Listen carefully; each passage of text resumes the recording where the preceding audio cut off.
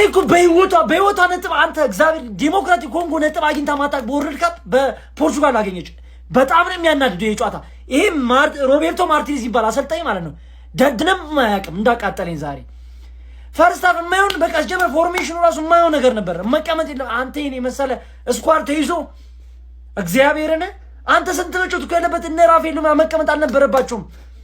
ሲልቫ ራሱ እኔ ቦታው የተመቸው አልመሰለኝም። ሲልቫ ራሱ እዛ በዛ በኩል ዊንግ ላይ እኮ ሲልቫ ራሱ እኔ እንዴ ቡኑ ለማረጋጋት ምን እንዳሰበም አልገባኝም። የነበረው አጮት ከኋላ ራሱ በጣም ብቻዎች መሀሉ ወይኔ እነ ፊሊክስ ራፌል ራሱ ከረፈረ ነው የገባው።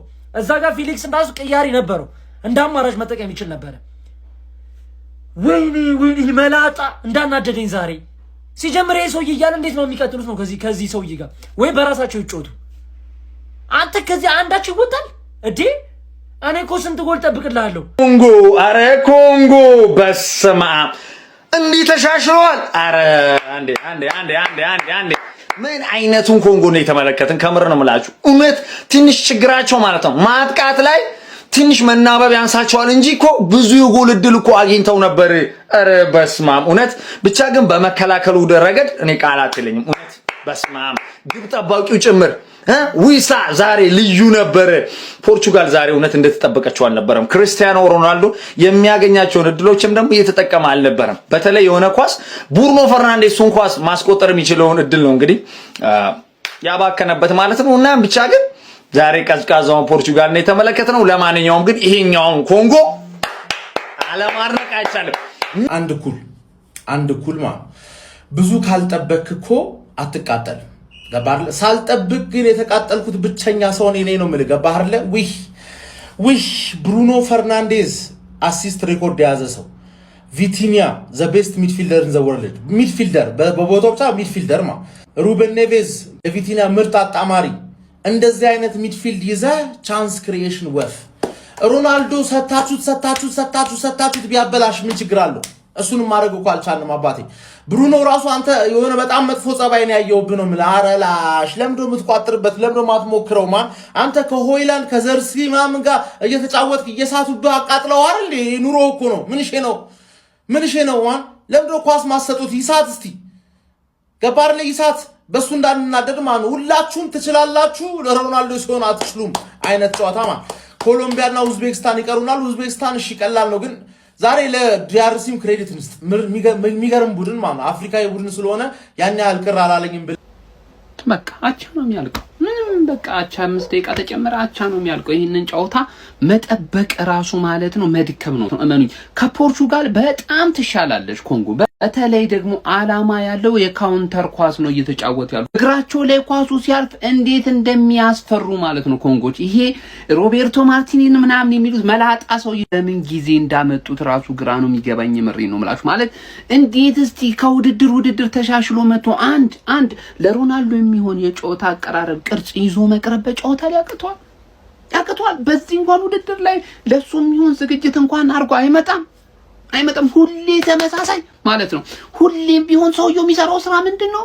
ቡድኑን መጠገን ማስተካከል፣ በሮናልዶ ዙሪያ መስራት ሳይሆን የቡድኑ ችግር ሮናልዶ እንደሆነ ለማሳየት የሚጥር ነው የሚመስለኝ። ሁሌ እኮ ነው ከአመት እስከ አመት ማለት ነው። ቁጭ ብዬ ፖርቹጋል እንኳን ከግር እስከ ራሷ በቃ ጠንቅቄ አይዋለሁ ማለት ነው። ሁሌም ቢሆን እዚህ ቡድን ላይ አሁን ችግሩ በቃ ሮናልዶ ወይ ነው እንዲባል እየጣረ የሚሰራ ነው የሚመስለኝ ይሄ መላጣ ሰውዬ ማለት ነው። አንድ እንኳን የረባ ኳስ ሳይቀርብለት ጀማው ጫውታው ተጠናቀቀ። አካፋና ዶማ ፈዩማ አለ ሸርሜዳ ጭላዳ ወንባዳ ወልጋዳ ፈንዳታ ሲዳቀል ይሄን ነው በቃ እኩል ይሆናል። ይሄ ቲም ነው በቃ ለምን እውነቱን አልነግርም። ተጫዋቾቹ ለሮናልዶ መጫወት የሚባል ነገር ምንም ነው የማያውቁት። አርጀንቲኖች ለሜሲ የሚጋደሉትን ሩቡን እንኳን ሮናልዶ እንዲያገባ አይጋደሉም። የሮናልዶ ፋኖች መጀመሪያ ላይ ውጤት ማታት በጣም ጥሩ ነው። ስፔንም ተሸንፋ ነው የጀመረችው፣ ከዛ ሻምፒዮን ሆነች። አርጀንቲናም ተሸንፋ ነበር የጀመረችው፣ ከዛ ሻምፒዮን ሆነች። አሁን ደግሞ መጥተው ምን ይሏቸዋል መሰላችሁ? አርጀንቲናና ሊዮኔል ሜሲም 2022 ላይ መጀመሪያውን ጨዋታ ከሳውዲ አረቢያ ጋር ተሸንፈው ነበር ይሏቸዋል። ኧረ በእናታችሁ አትቀልዱ እንዴ! ሁላችሁ ሜሲ ላይ አይደለም ቡድናችሁ ላይ ፎከስ አድርጉ። ፖርቹጋል ማለት ነው እንደ አርጀንቲና ለሜሲም ለሀገራቸውም የሚዋደቅ ተጫዋች የላትም ፖርቹጋል። አለቀ። ሲቀጥል ይህንን ዋንጫ ማለት ነው የምታሳኩት ሁለት አማራጭ አላችሁ። አንደኛው አሰልጣኙን አባሩት። አይሆንም፣ አይችልም። ያሰልጣኝ ታክቲክ የማያውቅ ሰው ከዲሞክራቲክ ኮንጎ ጋር 0.6 ኤክስጂ ጋይስ ኤክስጂ 0.8 አረ ብዙ ለውጦችን ልንመለከት እንችላለን። እስካሁን ባለው ግን ማርቲኔዝን ቢያባሩት ልክ ናቸው። በስመ አብ የአፍሪካ ቲሞች ምን እያጨሱ እየገቡ እንደሆነ እኔ አልገባኝም። የሆነ ቢመረመሩ ጥሩ ነው ይሄ ዶፒንግ ምናምን። በስመ አብ ዲሞክራቲክ ኮንጎ ምን አይነት ቡድን ነው ያሳዩን። የፖርቹጋል ሁለት ችግሮች ማለት ነው። የፖርቹጋል ሁለት ችግሮች የመጀመሪያው አቡዬ ነው። የአቋማ ፕሬዝዳንት ሆኖ አርሰናልን ፕሪሚየር ሊግ እንዲበላ አረገው። 3 ዓመት ተከታታይ ሚዜ ያደረግነውን ክለብ አቡዬ መጥቶ የአቋማ ፕሬዝዳንት ሆኖ ማለት ነው አርሰናል ፕሪሚየር ሊግ በላ። አሁን ድጋሚ እናንተ ሮቋማ ብሎ ሲመጣ ዝም አላችሁት። ይኸው ፖርቹጋል ተሸነፈ። አሁን ቶሎ ብለህ አቡዬ ከስልጣንህ ውረድ፣ አለዛ መፈንቅለ መንግስት ይካሄድብሃል ማለት ነው። ገና የመጀመሪያ የምድብ ጨዋታ ስለሆነ ቁም ነገሩ ጋር ግን ስንመጣ የፖርቹጋል አሰልጣኝ በጣም ፈኒ ነው። የምሬን ነው የምላችሁ። እኔ ስለ ግራና ቀኝ ላይ ካንሴሎና ኑኖ ሜንዴስን ይዘ ወደ መሀል ደግሞ ኔቬስና ቪቲኒያን ስለ በአሁኑ ሰዓት በቃ አሉ የተባሉ እኮ ከነሱ ቪቲና ወይ ፔድሪኮ ነው የሚባለው እኮ አይደል እንዴ? እነሱን ይዘ ከዛ ከፊት የፕሪሚየር ሊግ ያመጡ ምርጥ ተጫዋች የቻንስ ማሽን ብሩኖ ፈርናንዴዝን ይዘ ይህንን ቡድን ለሞሪኖ ቢሰጡት እኮ እንደ ኢንዶሚን በአጭር ጊዜ የሆነ ነገር ያበስል ነበር እንዴ። እኔ መሰለ ስኳድ ማርቲኔዝ ማሰልጠን ያልነበር በጭራሽ ማሰልጠን ያለ እኔ አሁን ራሱ ቢያባሩት ማለት ነው ልክ ነው ብዬ ነው ማስበው። አሁን ለጆዜ አሁን ቢሰጡት ማለት ነው የሆነ ነገር መፍጠር ይችላል። አረ በጣም ማንኛውም ዞሮ ዲሞክራቲክ ኮንጎሊስዎችም እንግዲህ አለማድነቅ አይቻልም። በጣም በጣም ነው በቃ ዲፌንሳቸው ስለ አርሰናልን ነው የሚያስነቀው ማለት አርሰናል ከአርሰናል ትንሽ ይሻላሉ። እነሱ አሪፍ ያጠቃሉ፣ ጎልም ሲያገቡ ምናምን ተመልክተናል ማለት ነው። ዞሮ ብቻ እያንዳንዱ ብሔራዊ ቡድን እስካሁን ከአርጀንቲና ውጪ ከጠበቅኩት በታች ነው። ፍራንስ በል ስፔን በል እንደውም ስፔን ጥሩ ነበረች አይ ቲንክ እያንዳንዳቸው ከጠበቅኩት በታች ነው የተገኙብኝ። አርጀንቲና ደግሞ ጭራሽ ኤክስፔክት አላረኳትም ነበረ ትላንትና። በቃ አሁን ለዋንጫ ነው ኤክስፔክት ማረጋት ማለት ነው። ሮቤርቶ ማርቲኔዝ የምትባል ሰውዬ ውጣ ከዚህ ቲም ማን ጭንቅላት የለውም። ይሄማ ተከፍሎታል መሰለኝ። ይሄ የሆነ ነገር ተከፍሎ ይሄን የመሰለ ስኳድ ይዘህ ከዲሞክራቲክ ኮንጎ ጋር አቻ ትወጣለህ። ከኮንጎ ጋር እንዴት አቻ ትወጣለህ? ምን አይነት ደደብ ነው? አረ የሚቀይረው ቅያሪ እንዴት እንደሚያስጠላ ሰውየው ሲያስጠላ። ምን አይነት አጫወት ነው የሚጫወቱት? እንደዚህ ማን መሀል ላይ ኮንትሮል አድርገው እየተጫወቱ ነበር፣ ግን ያስታውቃል። በቃ በርናንዶ ሲልቫ ነበር ስተቱ። በርናንዶ ሲልቫን አስተካከልክ፣ ቀየር። ከዛ በኋላ ፔድሮ ኔቶ በዚህ በኩል ምን ይሰራል? ማን አረ ወይኔ ሰውዬ ግን እንደ ቅጥል እያረገ ነበር። እናቴ ራፌል ሊዮን ከረፈደን ያስገባው ገብቷል አይደለም? ጥቅም የሌለ አሰልጣኝ ነው። በእና መላጣ ጭንቅላቱ ራሱ ማን የሆነ ኤሪክ ቴናግ እንደ አንተ ቆይ ቴናግ ወይኔ እግዚአብሔርን ሊያቃጥለኝ ነው። እኔ በስንቱ ተቃጥዬ ይችላል። ይሄን ዓለም ዋንጫ ልታቃጥለኝ ነው እንዴ መጣው? አንተ መላጣ ውጣ ከህይወቴ በእናትህ። ይሄ ወይም መላጣ ደግሞ እዚህ ያገባብን። ያለምንም ጥያቄ የምነግርህ ያራዳ ልጅ በሮበርቶ ማርቲኔዝ ስር ፖርቹጋል የትም ሊደርስ አይችልም ነው። ዛሬ ያየነው ያንን ነው። የሰው ልጅ አንተ ቪቲኒያ ኔቬዝን ብሩኖ ፈርናንዴዝን ፕሪሚየር ሊጉ ላይ አሲስት ላይ እንግዲህ ሪከርድ የበጠሰን ሰው ይዘ አንድ ሹቶን ታርጌት የገባ ጎል ይዘህ ትወጣለህ እንደ ሜዳ ውስጥ ከኮንጎ ጋር ተጫወተ። ይሄ በጣም ነውር ነው። በጣም ነው የሚያስውል። እኔ እንጃ እኔ እንደ ዛሬ እኔ በቃ የሰውዬ ተረግሞ ነው እንጂ በጤናው አይደለም።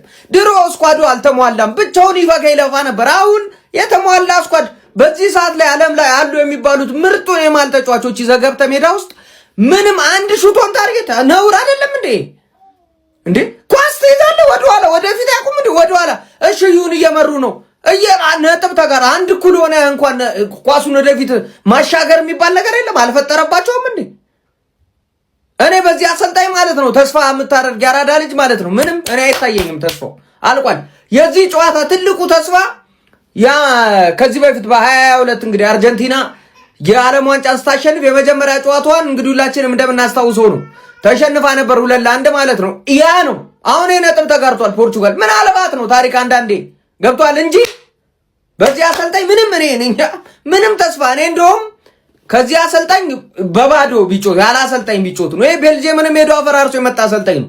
ምንም ጥቅም አይታየኝም የዚህ አሰልጣኝ ማለት ነው። ሲያሰባ አስተያየታችሁ እኔ በጣም ነበረ ፖርቹጋል ግራ ሲያጋባኝ የነበረው የጠበቅኩትንም ያህል ሆኖ አግኝቼዋለሁ ብዬ አላስብም ካላት የስኳድ ዴብዝ አንጻር ማለት ነው። ማርቲኔዝ ይሄንን ናሽናል ቲምም የሚቆረጥም ከሆነ ማለት ነው በጣም ነው ማዝነው። የምሬን ነው የምላችሁ ማለት ያ የቤልጂየም ወርቃማ ትውልድ ታስታውሳላችሁ አይደል? የነ ዴብሮነ የነ ሃዛርድ ሉካኩ ፕራይም ታይሞች ላይ የነበሩበት ናሽናል ቲም እንደ ቀልድ ምንም ዋንጫ ሳያሳካ አልፏልና አሁን የናሽናል ቲምም እንደዚህ አይነት ዋንጫ የማያሳካ ከሆነ ማርቲኔዝ ላይ ትልቅ ጥያቄ የሚነሳ ይመስለኛልና በዚህ ጨዋታ ላይ ኮንጎዎች ለኔ በጣም ጥሩ ፐርፎርም አድርገዋል። ይዘውት ከገቡት ሀሳብ አንጻርም የተሻለ ቡድን ነበሩ ማለት ይቻላል ለኔ ማለት ነው። ፖዚሽናሊ ያው ፖርቹጋል የተሻለች ነበረች፣ ብዙ የኳስ ቁጥጥር ድርሻውን ወስዳ ነበረ። ነገር ግን መከላከሉ ነበር ምርጫ አድርጋ የገባችው ኮንጎ። ስለዚህ ኳሱን ፈቅዳላት ነበረ፣ በካውንተር ነበር ለማጥቃት ጥረት ስታደርግ የነበረው። ስለዚህ ተሳክቶላት ነበረ ማለት ይቻላል። በጨዋታው ላይ ቀዳሚ መሆን የቻለችው ፖርቹጋል ነበር። የ6ኛው ደቂቃ ላይ ኔቬዝ በግንባሩ አስቆጥሮ ማለት ነው። ከዛ በኋላ ግን በድጋሚ 50ኛው ደቂቃ ላይ ዊሳ ኮንጎ ጎል በማስቆጠር ጨዋታው 1-1 ሊጠናቀቅ ችሏል።